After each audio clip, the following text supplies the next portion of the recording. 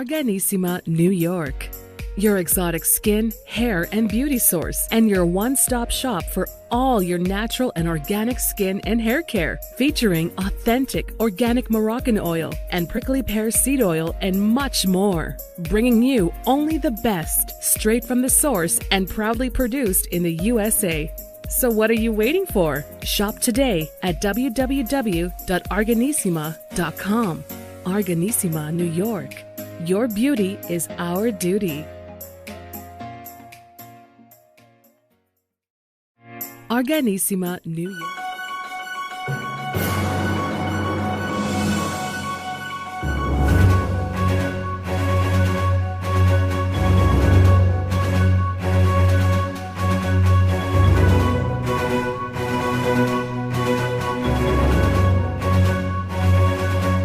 Welcome back to the iHealth channel, iHealth Radio. Another climb to your prime with Dr. Heim, all the way straight up from Australia with your host, hurricaneh. Dr. Heim, how are you? I'm well, thanks, Hurricane. How are you? Oh, I am terrific. I had been looking forward to this. I know we pushed it about a week. I had to take a little R&R time, so I'm back. And that's good. I hope your holiday was great. It was just relaxing. That was the best thing. You can't get anything better than that. Sometimes we need to just relax and decompress and get refreshed again. That's it. Yeah. So, Dr. Heim, this is your session. This is a live session, and we can talk to people. Hopefully, people can call us at 848-482-8052. And we have questions that we've received from folks. And so I guess without any further ado, I will start with the number one question I have on the list. Are we okay with that? We're okay. We're okay to go. All right. So I guess this is a pretty basic one from Matt. The question is, what are the main warning signs of someone having a mental breakdown? I'm sorry I laughed, but it sounds pretty basic, but I'm sure that's a pretty deep discussion right there. It will take an hour. It actually is deep. It actually is a deep discussion because I know what Matt's asking. Matt actually knows the sign. You get anxious, you get stressed, you get low, you start having suicide thoughts. But the question is, at what point do you do what, right? So obviously, if your life is in danger, if you're finding yourself actively suicidal, you need help. We need to save your life. And that's when you need to go and see somebody. But what happens along the way? Because we actually don't want people to get to that stage in the first place. And so when you notice that you're just a bit different than you normally are, and by that, I mean your mood is down, you're a bit more anxious, your thoughts are a bit more paranoid, and people around you are noticing behavior changes, that's the time to take a bit of stock and going, whoa, what's happening here? Am I under particular stress? And then the first question is, what can I do about it? Do I need to take some time off? Do I just need to sit by a river? Do I just need to sit with a good book? Do I just need to think? Do I just need to have a good meal? Do I need to make sure that I'm getting enough sleep? Then when it's getting to the stage when people are really concerned about you, always listen to the people around you, because people around you care for you and they will let you know when there's something going wrong, because it's not just for you that you're around, it's also for the other people. So if somebody says, hey, I'm really concerned, please listen and listen to what that person thinks that you need to do. You may need to see a doctor. You may need to take some time off. You may need to sit and have a chat. You may need to make a phone call. But before all of that, and this is where I drag it into my area, Hurricane, is we're into preventative mental health. We're into seeing what we can do before we get to that stage. Because you know what, during this pandemic, we are all carrying an extra 20 kilos of anxiety and another dollop or two of depression, sorry to say. And because of that, we do have to watch it. So Matt, thanks for the question. Well, thank you, doctor. And actually great insights. And it's funny because you mentioned about the anxiety from the lockdown and the pandemic. The next question from Sam from California literally touches right onto that and says, what are the psychological effects of the pandemic during the lockdown? Yeah. Sam, this is huge, because we are in lockdowns because we want to do all that we can for our health. but there's a cost to that. And the cost is actually to our mental health. And I suppose what we do in psychiatry is we see that if there's something wrong with the physical body, that has to be taken care of first. It's no use treating somebody's depression while they're having a heart attack, right? You don't look at somebody's anxiety while they're bleeding. So you don't look at somebody's mental health when there's an illness going around that is making people very sick and is killing people. So yeah, the pandemic comes first. But the lockdowns that we have put ourselves in to overcome this pandemic is costing our mental health. And this is what I find really interesting, Hurricane. It's costing us a lot more than we expected. So in other words, we are now living in an age of hyper-individualism where we're all on this planet together, but we're kind of living it all ourselves. But what this pandemic has taught us is when we go in isolation, we miss the people around us. We miss our friends. We miss our family. We miss touch. We miss hugs. We miss looking at people face to face. We even miss just being able to have that possibility, even if sometimes we can't do it. So in other words, we used to take that for granted. And the cost has actually been enormous. And it's a very strange thing, Hurricane, because there's been a few studies come out of Scandinavian countries that has shown that the suicide rate has actually come down during the pandemic.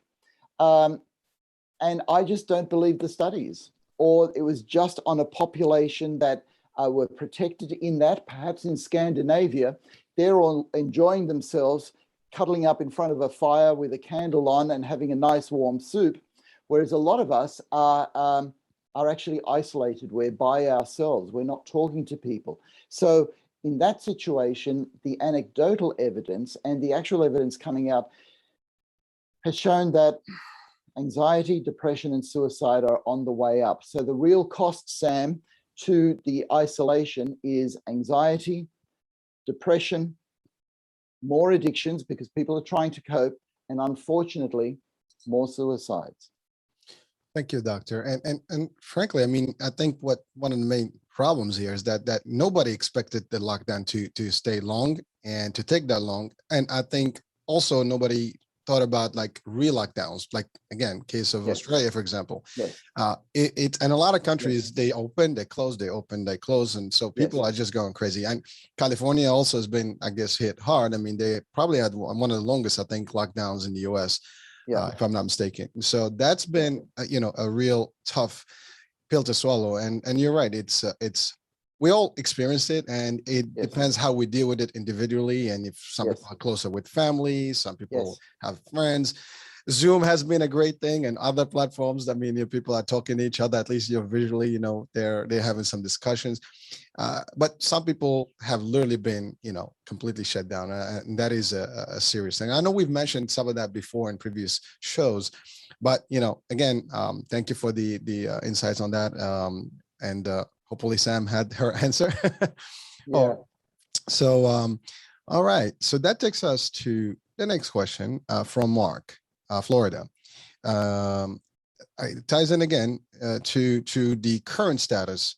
Why is it that people are so divided about the vaccine subject? Is it fear, mistrust, or ignorance? So, doctor, I mean, I'm just going to add something here. I know when I read that question, I was literally like, it's an interesting question because that is really the next thing that we're dealing with right now. So vaccine or vaccine. In some social platforms, TikTok, I mean, it's like an ongoing fight, and people almost are getting hating each other now. It's creating a psychological effect that, I don't think I've thought about it in terms of like it could even happen where people are, hurting each other verbally, even abusing and bullying each other here. And both sides of the spectrum. I mean, I don't know if you've seen any of the TikToks out there, but they're crazy. So what will we tell Mark here? Okay. All right, so let me tie this into the last question because lockdowns have been a real problem. The vaccines offer us a way out of a lockdown because every society on Earth has to find a solution that doesn't include lockdowns because the risk of a lockdown is going to get too high. So If we can get enough of the population vaccinated, and this is the question that we're working with in Australia at the moment, then we can get rid of the lockdowns and we can get back to our life, albeit COVID will be there. All right, so how do we end up in a situation where we've got science saying this, a lot of people believing this, and a lot of people distrusting that? Well, the first thing is we've never had vaccines be part of social media before. Now, most people have vaccinated children for things like measles, mumps, rubella, tetanus, pertussis, a whole lot of different things. And nobody has trawled through the internet to look at the evidence for all of these vaccines, because that all started in a previous age when we trusted the science, when we trusted the medics, and we trusted that vaccines is the best way to eradicate certain diseases. And Hurricane, just here I've got to say, if there's one thing that medical science has done well, it's vaccines. We have just overwhelming evidence that it works. However, everything is at a cost. And the thing is that all the vaccines that I mentioned there before came at a very small cost, right? So one of the costs is if you jab a baby in the thigh with the vaccine, it's going to hurt and the baby's going to cry. That's a small cost, right? There are larger costs.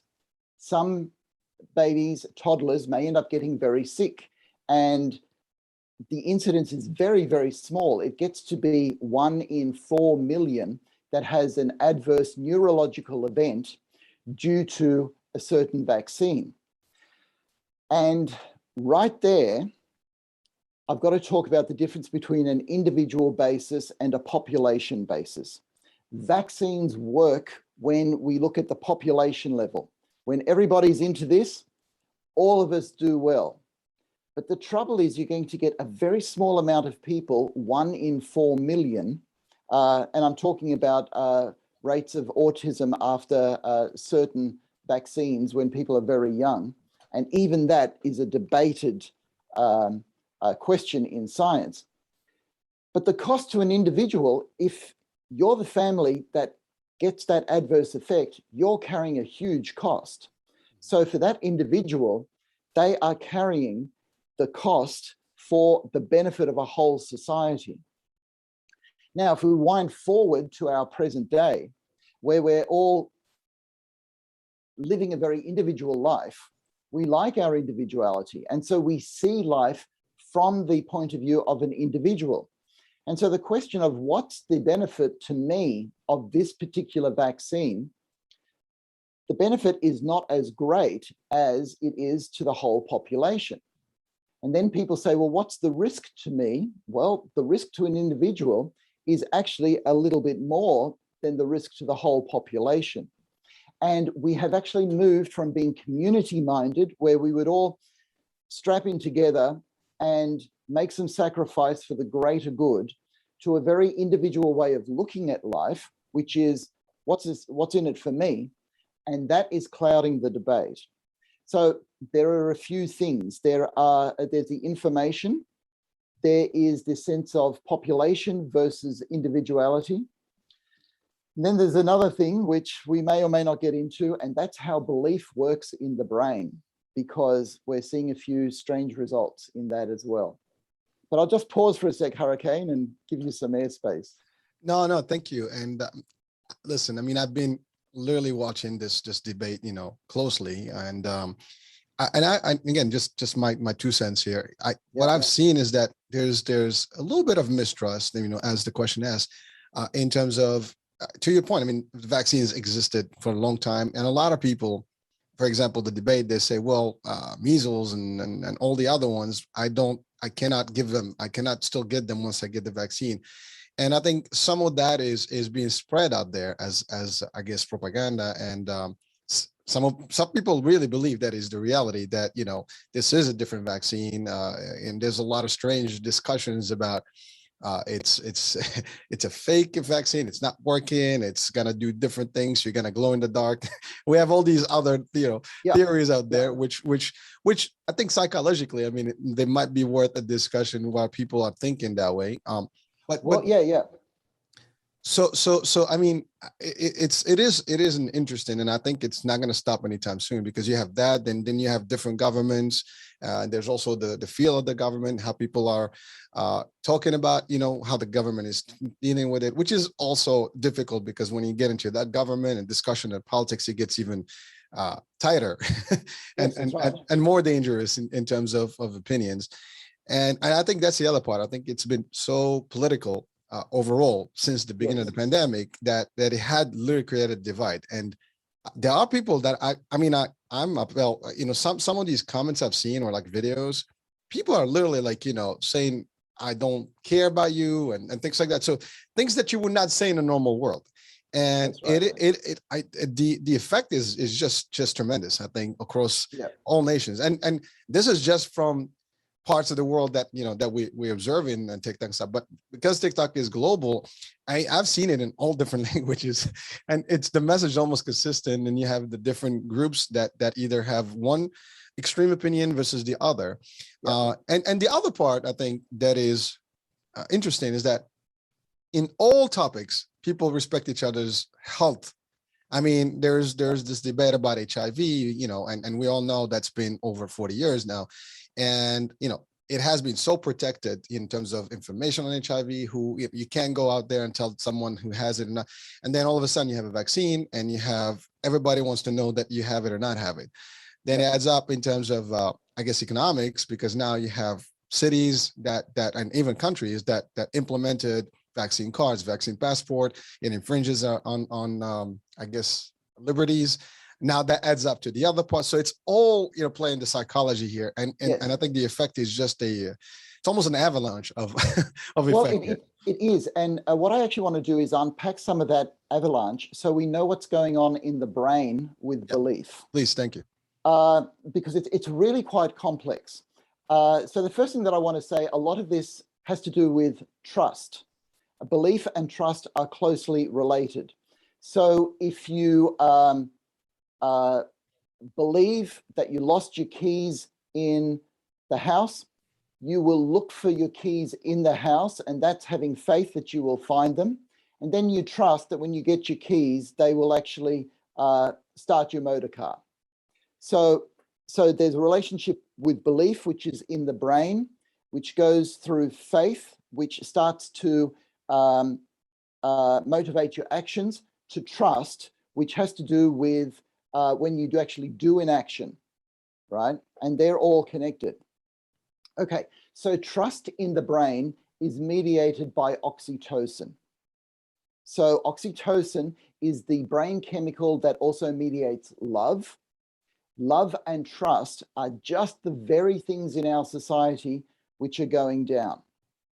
And so the problem is that when oxytocin starts going down, because you haven't had the love that you actually need on a day-to-day basis, you become less trusting. When you become less trusting, you show less love. When you show less love, you've got less oxytocin, which means less loving, less trusting, and you're in a vicious cycle. And all of society, Hurricane, are in this vicious cycle at the moment. And that, I believe, there's that word, believe, is one of the reasons why people will go onto social media and say, I don't care about you. So they actually are trusting less and are loving less because of the situation that we're in. So that's one thing. We're in a downward spiral of trust, and somehow, and this show is part of it, we've got to get people's spiral of trust up again, because as soon as you start loving another person, you trust them more, you get more oxytocin, which means you love a bit more, and you're in an upward spiral, which is why we've got to be around people. And Doctor, thank you for that, because you mentioned this obviously the show is one of the purposes to give people that good advice and give them something to really get them back into the right mode. But, it's funny because historically we've had tragedies all over the world, right? You had terror attacks and a lot of different things, earthquakes and hurricanes. I mean, recently we just had a couple of hurricanes in the States. Yes. And sadly, in those events, and I've seen this in real, in person, where people come together in tragedy. Yes. And they help each other, support each other. The tremendous support I've seen in 9/11, I've seen it in Sandy and Katrina, and all the stuff was, big, and all around the world, earthquakes and so on and so forth. But then in this particular case, somehow that did not happen the same way. Okay, I'll explain that, okay, because that's a very, very good point, Hurricane, because you're right. Whenever you have catastrophes that are local, and we lived in a city that had terrible floods, people come together, strangers help each other out. That is natural in humanity. So the question is, why isn't it happening now? Well, the answer actually is, number one, it is. If you saw, let's say, Columbia Presbyterian Hospital in New York City, this time last year when New York was going through a terrible time, people were working together. There were some people that were getting the sandwiches together, some people that were getting cups of tea, doctors that were helping each other out. It was beautiful. So why do we not feel that? Because the internet is not real life. All of a sudden, you, and I'm sorry to say this, Hurricane, are less human to me than if you were standing right in front of me. If you were standing right in front of me, we would work together and we would put in a plan to help each other out, help the neighbors around here, help people in the community. But through a screen, it's actually dehumanizing because, and again, I bring this to brain chemicals, we're not feeling the love. We're not feeling the oxytocin. What screen technology does is fill us all with dopamine, right? Which is the pleasure chemical. It feels good to watch things on YouTube, TikTok, or to put your own post up there. You get this feeling of, oh, that feels really good. But you don't get the oxytocin, hey, I am together with everybody that I am talking to. And unfortunately, this is what leads to cyberbullying, which leads to people saying things that they would never say to somebody's face. And it leads to this situation where we're actually, it sounds like we don't care for each other, but if we were actually all in one room, we'd start caring again, Hurricane. Doctor, it's so interesting that when you break it down to the chemicals in the brains and how they operate, and that's the reality of things. Yeah. It's totally, you're right. I mean, obviously, the different, chemicals themselves have different reactions or actions, right? Yes. And so you're right. I mean, when we're in a room, and that's the other thing, people also tend to be a lot more cautious if they're really in front of somebody. They will not sometimes, tend to state things that they probably would be more willing to say if nobody cares. They don't know where I live. Nobody knows about me. I got a fake account, that kind of thing. So people can say whatever they want because they're all of a sudden brave enough. But you're right. Yes. The fact is the different, hormones, I guess, and the chemical reactions that happen when you're in front of people with the energy level and all that stuff that's being exchanged is different than if it's not. And by the way, no offense taken. I know it's not the same. I try to, project the energy here, but I know that. Oh, no. It's great. Your energy is fantastic, Hurricane. And look at you, Hurricane. You're a buffed up guy, you see. So if I was in the same room with you, if I would say something really offensive to you, you could take a swing at me. And so what happened? No, I understand that. But when we get together as people, we sort of go, oh, there's another human being. And I don't want to get hurt myself, so I won't hurt other people. And that's really protective. Whereas you see right now, you're just on a screen, right? So you can't get at me no matter what I do to you. And that makes me feel falsely invincible. Which means that if I start hacking into you with some words, doesn't matter what words I say, you can't actually touch me. And this is one of the disadvantages of social media. We don't respect each other and each other's capacity to hurt each other. Because the science on this is actually clear. The more that we expose ourselves to each other, the more we get to like each other. But that doesn't happen on social media or through the internet. That is, I can even go beyond that point.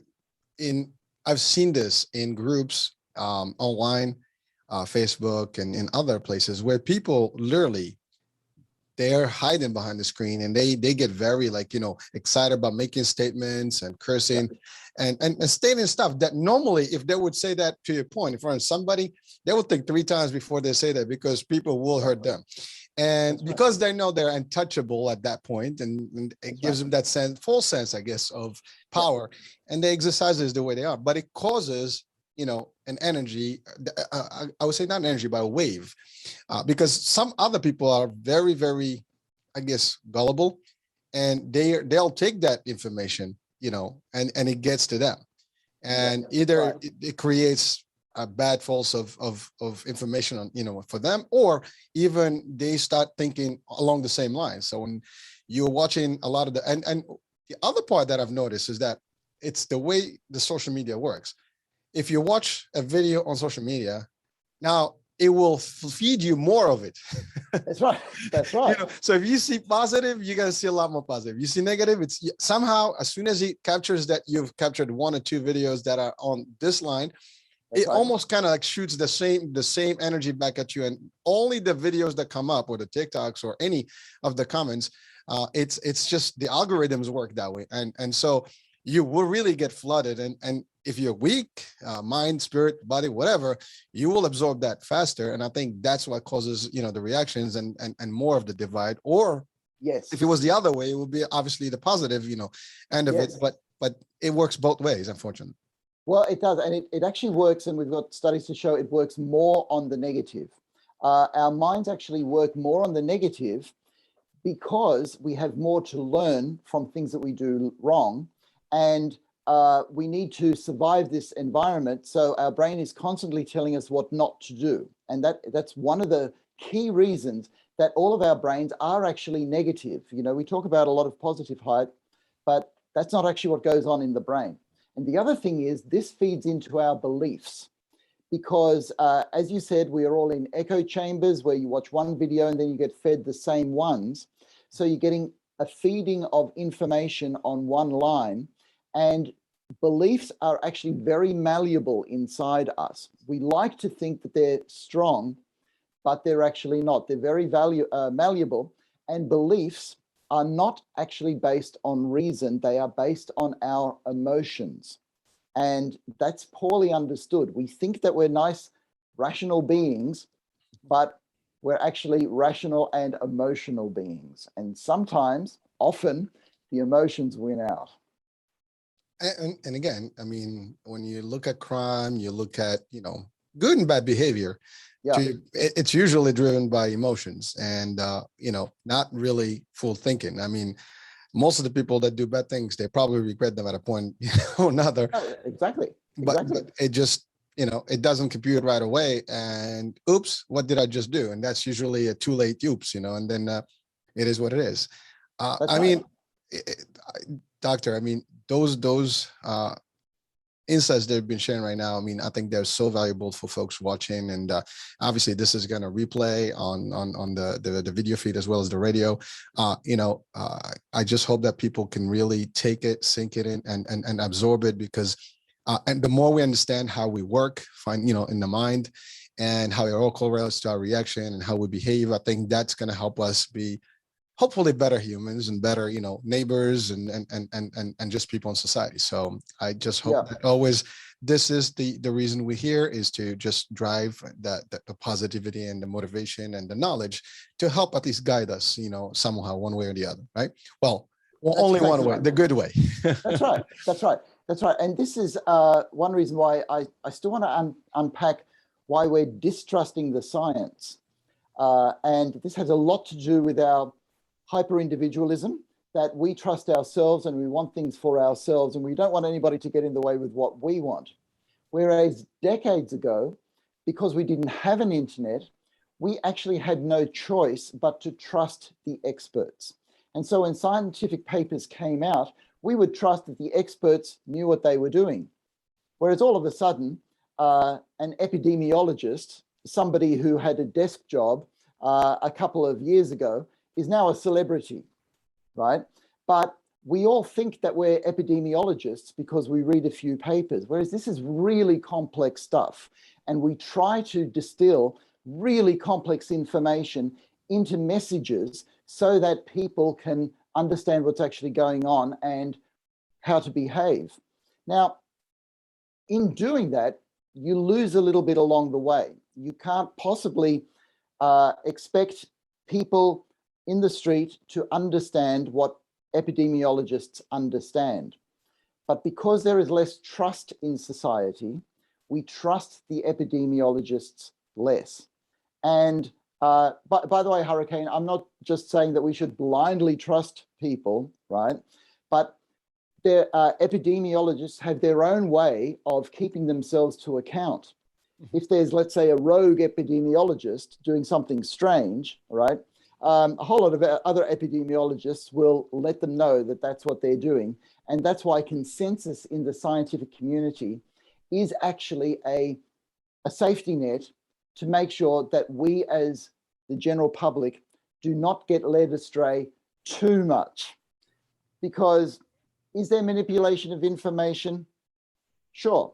But the most manipulating thing is actually the internet, because the internet is designed to feed off our emotions, to keep us on the internet so that other people can make money out of us.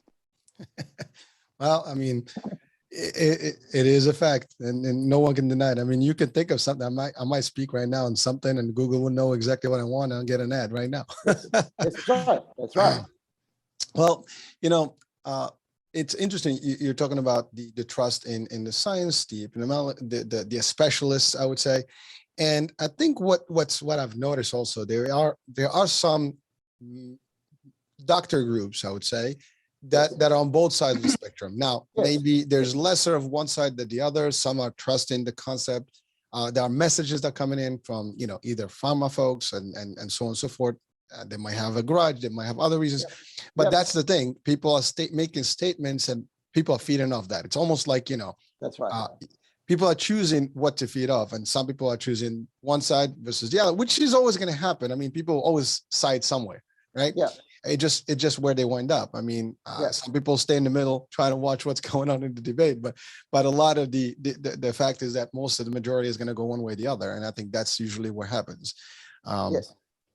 But it is a current fact, and I think maybe you and I will be obviously watching this longer, and we'll probably have more discussions about this and where it is, and hopefully when it ends, and maybe there will be some more studies to give us real insights as to what's happening. I mean, there's again, like, there's so much theory out there about bad things, and I think what it causes is fear, and like, for example, you look at the VARS, right? For all the adverse reactions, and it is claimed that it has a certain amount of deaths from the vaccine stuff. But again, there's deaths on both sides. And then there's the fact that, for example, well, you can still die with the vaccine. You can still give, the disease, if you're vaccinated, you still have to wear a mask. So people's like, well, why and why not? And I think that's the other part, because normally with old vaccines, even a flu shot, you do it, it works, and you're good for the season. Now, no one ever guaranteed a flu shot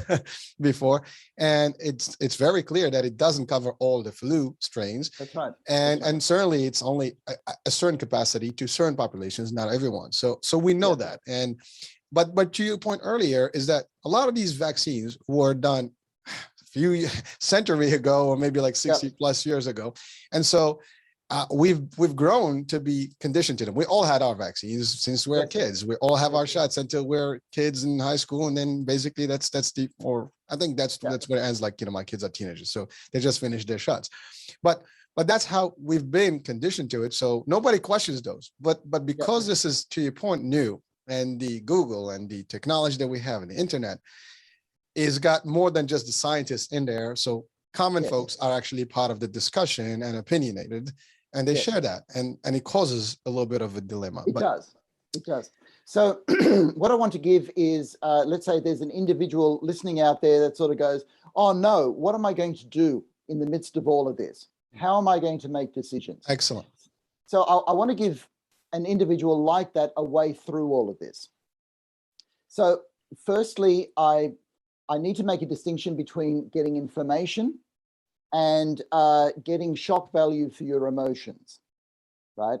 So once you've got information on the vaccine, right, if you keep going over the same information, listening to other opinions and going over and over just for a little bit more information, you're not actually getting more information.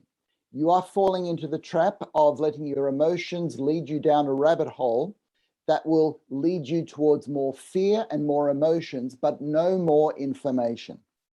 So And the information is really quite easy to get. And I'm talking about dissenting information as well. So I'm not here to tell people, follow the party line. I believe that if you think for yourself, that you will come to a reasonable solution for you based on your situation, where you are. So the first thing you do is you look at the information that is being brought to you by your government agency. So the Centre for Disease Control, see what's on that website. See what's on the WHO website. So go to all the trusted sources first. And then you go, all right, can I trust these guys 100%? And we're all human, so the answer is going to be no. You can only trust them 96%, which is pretty damn good. So for your other 4%, look for some dissenting views and read them.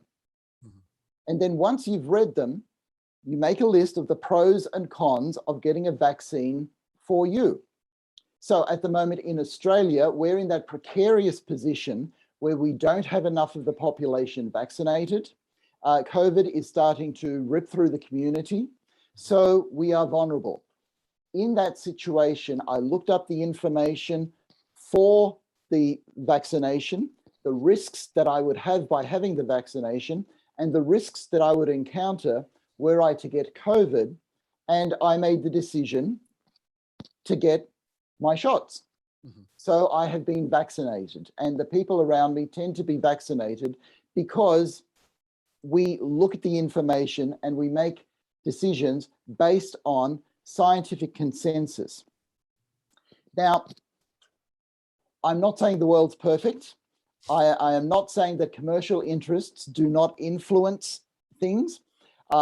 When there is a scandal like there was last year in our top medical journal, The Lancet, published a paper on hydrochloroquine and then retracted it, okay? That means that a paper got through a whole scientific process and something went wrong. Now that is a major scandal. That's kind of like a president having an affair, right? It needs to be investigated and you need to know why this happened, what went wrong, right? But the scientific community has things in place to make sure those things get talked about.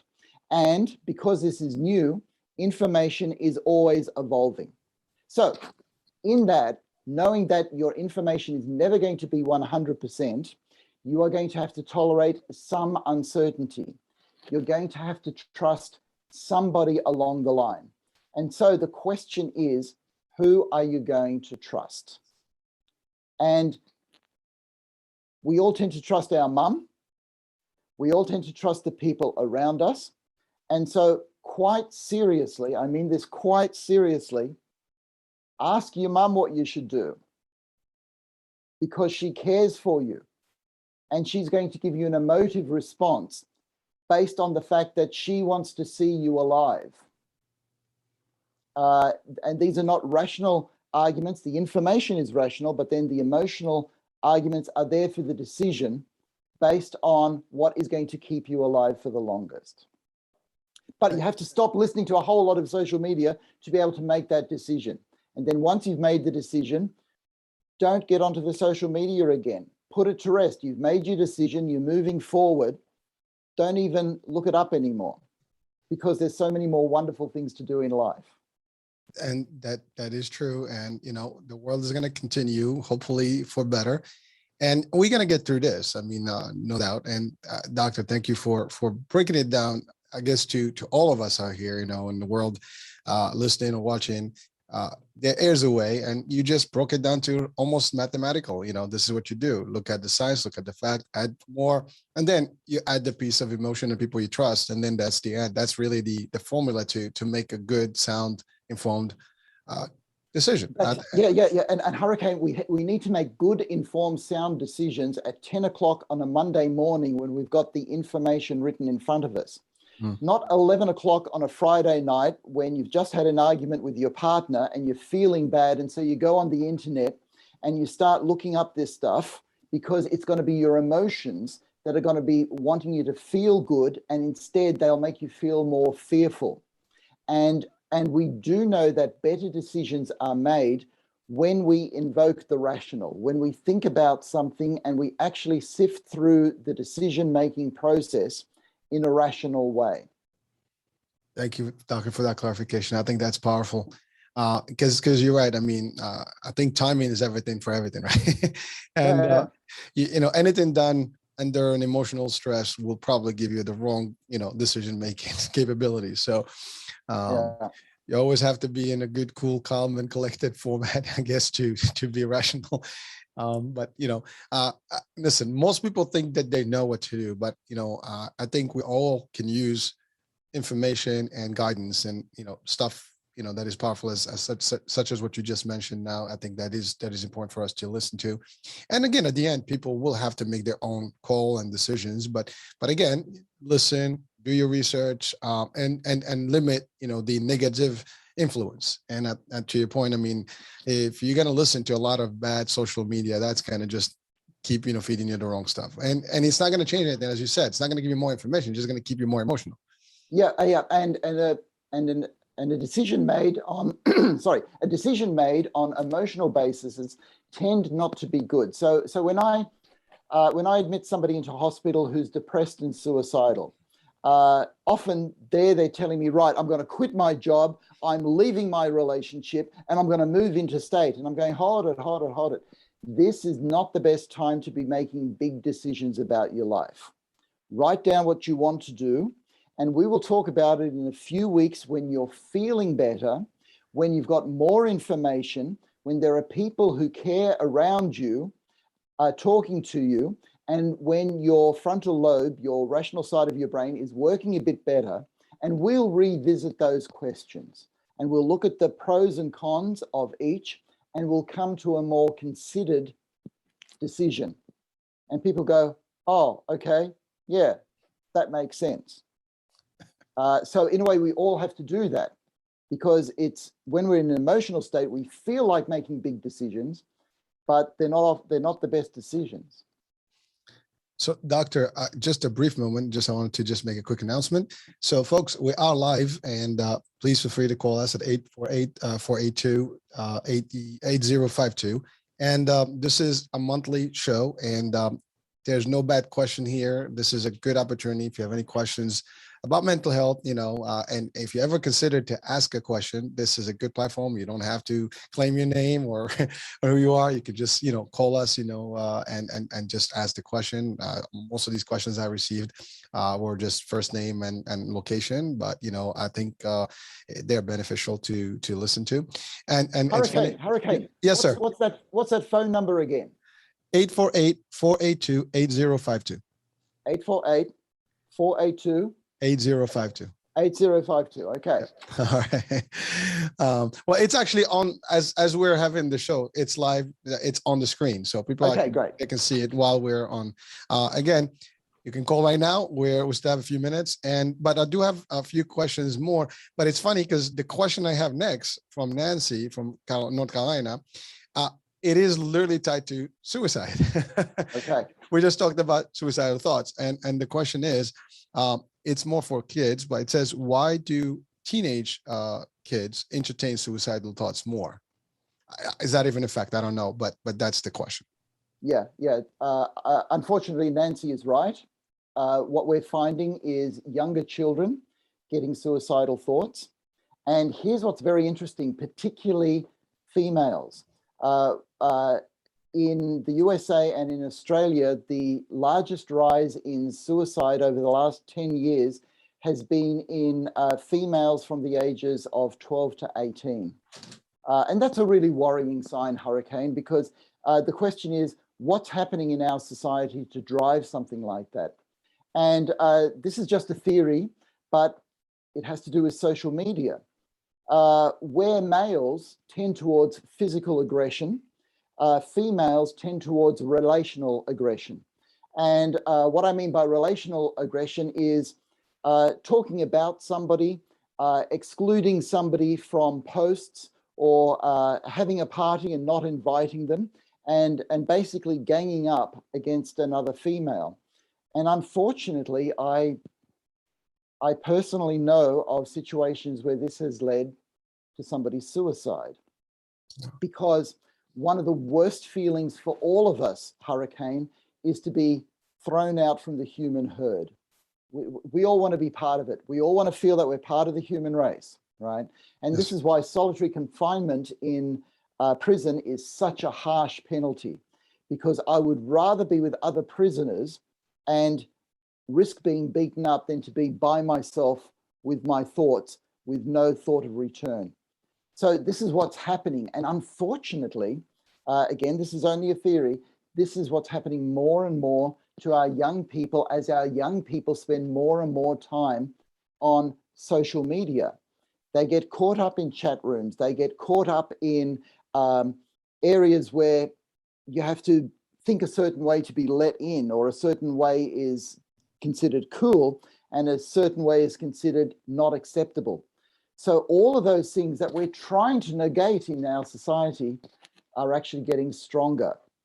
And that, unfortunately, is why I believe younger people are having more suicide ideation. Wow. Thank you for clarifying that. And I hope that it answers Nancy's question. But I do want to add something because we're talking about, teenagers and the way they think. I'm going through teenage kids myself. And I notice, that's a very tough age. And again, listen, we had to go through it to get to our age today, but I don't know if we're different or different, I guess, generation. Yes. But I think you're right. Social media, the internet has a different impact because we didn't grow up in the same format. We played with people, we hang out with people. It was a different type of access, and we had very little information other than really book information and school information. So, at least in my experience. And I think the kids today, they're very sensitive. There's so much peer pressure, and they just basically their reactions are different. And it all depends on, again, the upbringing and all the stuff. So I think that does have a serious impact on how people, operate here, and especially at that age. Yes, that's right. And you have to look at what's different in the generations. And what's different is the rise of the internet, but particularly of smartphones. And look, I have been to conferences on youth and adolescent mental health where we see a difference from 2007. Now, 2007 is the year that the smartphone was invented, and the internet went from being on a big screen or on a laptop like I have in front of me at the moment to something that people can carry around by themselves. And when I was 14, I had to ask my parents permission if I could make a phone call. They would ask me who I was calling, and then they'd say, keep it short, and they would be able to listen to every word that I said, right? Nowadays, if somebody has all of that on their hands, okay, there is so much privacy and so much negative privacy around who we talk to and what we access on the internet. And you actually see the graphs of how depression from 2007 in this age group has steadily risen since smartphone ownership has risen. And that is really worrying, Hurricane, because it's not bad parenting. It's not something in the food, but it is the main difference, and it is social media.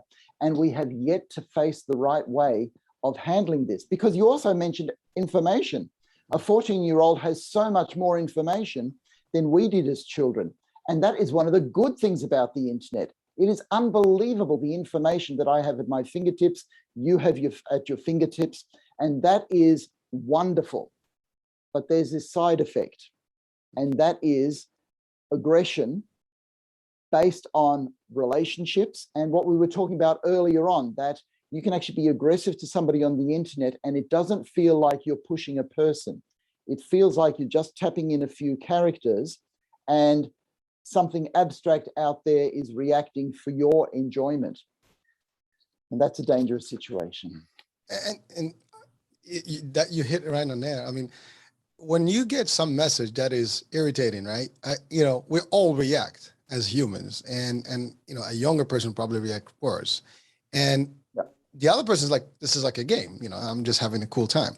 But That's right. the psychological effect on the other side is really tremendous because that person is now under, pressure, and they feeling whatever words that they've been, sent. And then that's the other thing, self-esteem and things. I do have a question about self-esteem, but I don't know if we're gonna have time today to cover it. But Sure. but it's certainly, something that impacts, I guess the younger folks more than and I think it affects also, older folks today, regardless of age.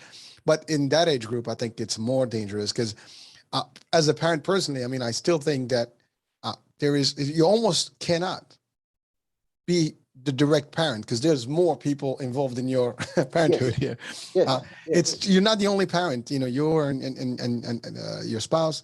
It's not that. There's more. Everybody else is involved in really your kids' upbringing right now, and which is, I'm not really happy about it because it's dangerous because you can feed one way, and no matter what you do, other people are feeding a different end. So you're always constantly fighting that tide, and that's a problem. Yeah. Okay. So I'll speak to that because again, I want to leave people with practical things that they can put in place to work against this.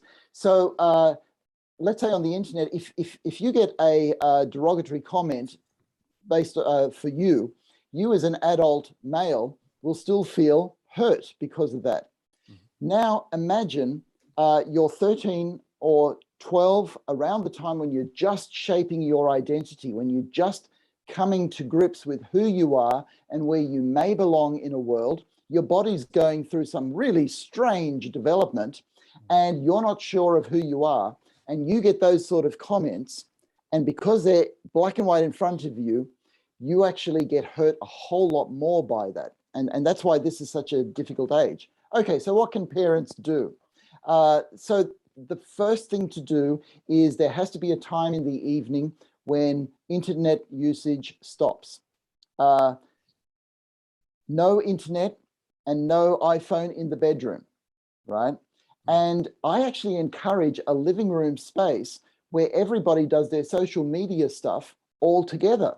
So you can hear the conversations that your daughter's having or your son's having. They can hear the conversations that you're having. You can listen to whatever YouTube or TikTok videos you're listening to.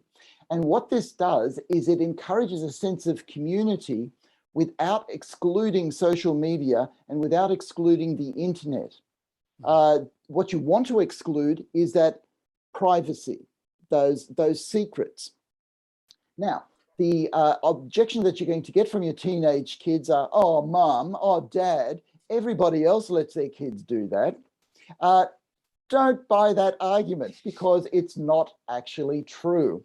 There are a few kids that have those sort of privileges. Most parents are actually worried and trying to do something about it. So the thing to do then is to ring around all your children's friends' parents to say, okay, this is what we're doing. We're having common time between 7 and 8:30 every night. We're all on our devices. If we all do the same thing, then we can say, no, they're not, because Sally's family are doing exactly the same thing, or John's family are doing exactly the same thing.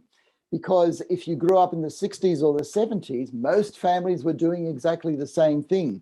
Now we don't even know what other families are doing. We don't know what the routines are, but you can build a sense of community through parenting. Now, I know this takes a lot of organization, but hey, the payoff for the kids is just great.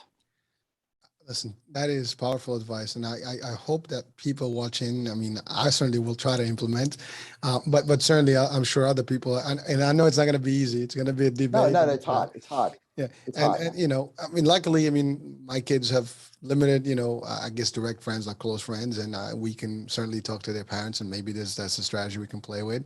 But you're right. I mean, there's more. I mean, sometimes I watch TV and I watch these movies, and whenever there's a teenager in a movie, one of the main themes that I've seen in the last decade plus is that there's always that reaction of privacy, close my door, do not come to my room, you can't tell me what to do. So there is, besides just internet, I think also in the media, in the movie industry, there has been a big focus. If you look at movies in the 60s, 70s, 80s, and moving on into the current years, you'll see a change in the way the teenagers were portrayed in the movies and how they behaved. And I think that correlates exactly to today's reaction and how the teenage, community works today. So it's a challenge, I think across everybody, even Yes, it is. culturally, you believe in a particular thing, you want to teach them a certain way, and you can't because everybody else again is teaching the culture and the religion and everything else. It's a tough world. It is a tough world. And one of the mistakes, quite frankly, that we all make is that we accept what's going on today as the norm, right? And I'm going to finish off with a little story here. After I did a lecture, this woman who was in her 40s raced up to me, and I was saying something about getting childhood routines and how the most boring things actually become really important. And she said, look, I just want to let you know, I grew up in a Jewish family, and every Friday night, my parents made me do Shabbat.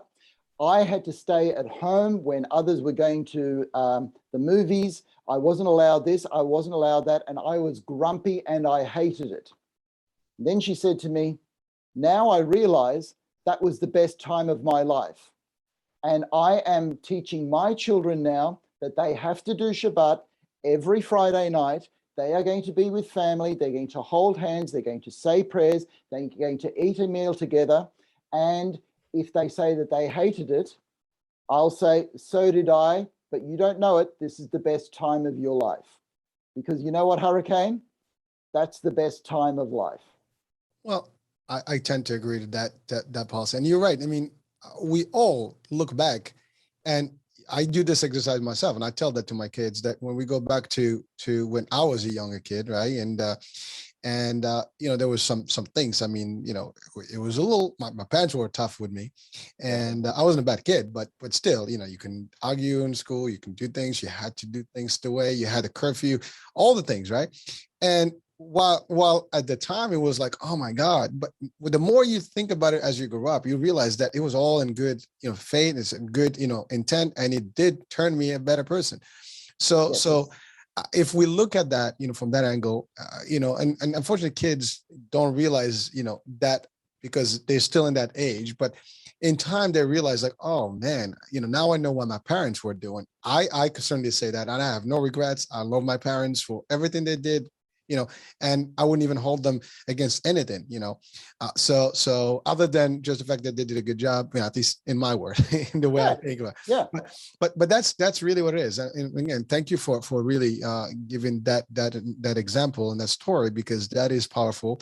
And people, doesn't matter what religion, what culture, I think, That's right. you do it your way, That's but right. it will be a good time and a good opportunity to teach the kids a better way to behave, and certainly will give them a nicer outlook as they age, and themselves will have their own kids and they know how to deal with it, because they will go That's through the right. same thing, if not worse. That's right.